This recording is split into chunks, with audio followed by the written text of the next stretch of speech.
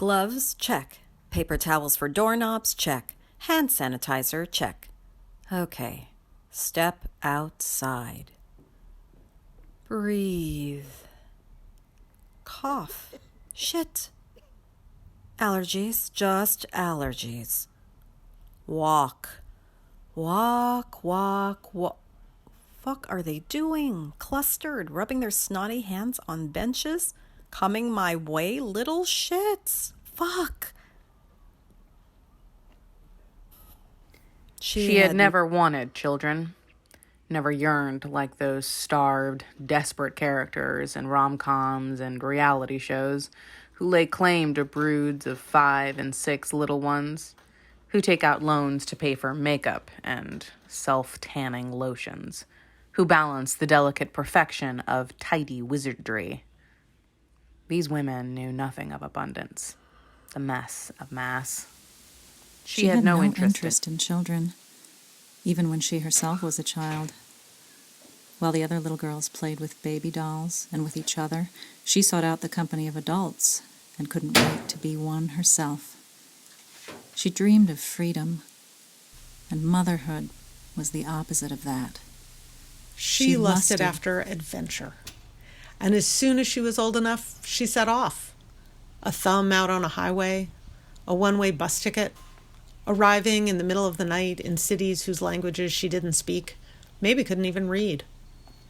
The novelty and the danger blended into a kind of delicious adrenaline cocktail she quickly became addicted to. But this current adventure was different. Her hometown bus station looked exactly the same, except for the lone wooden bench that was even more faded from 13 years of sun. She thought about staying on the bus, but she knew she couldn't run forever. She pulled the yellow tag for the next stop, and God suddenly remembered her stringy high school self, waiting in shame for this very bus, at this very stop, as the popular, richer kids drove their Jeeps or their Suburbans past her, never seeing her, or if they did, never acknowledging they had. No one ever offered her a ride.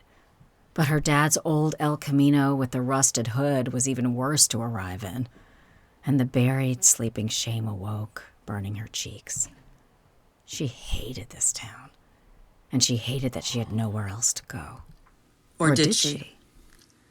As she leapt off the bus over a rainbow-swirling puddle, she remembered that this second interview meant she could shrug off the age-old insecurities and arrive at each new town not only as the representative for the company, but also as a representative of the person she wanted to be, the person she was destined to become. She stuck her hand in her knockoff designer bag to reach for her vibrating phone and gasped. It was the kind of text you never thought you'd see in your life. Due to the Ovid 500, the world has closed. All has stopped. If you don't believe us, look up. Which she did. There was an enormous shadow moving ever so slowly toward the sun, which was at full high noon strength.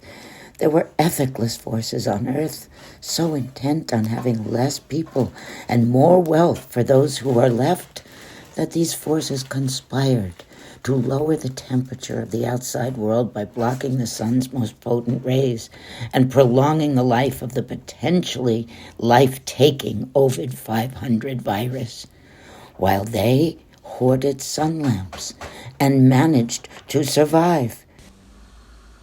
Sunshine. So simple.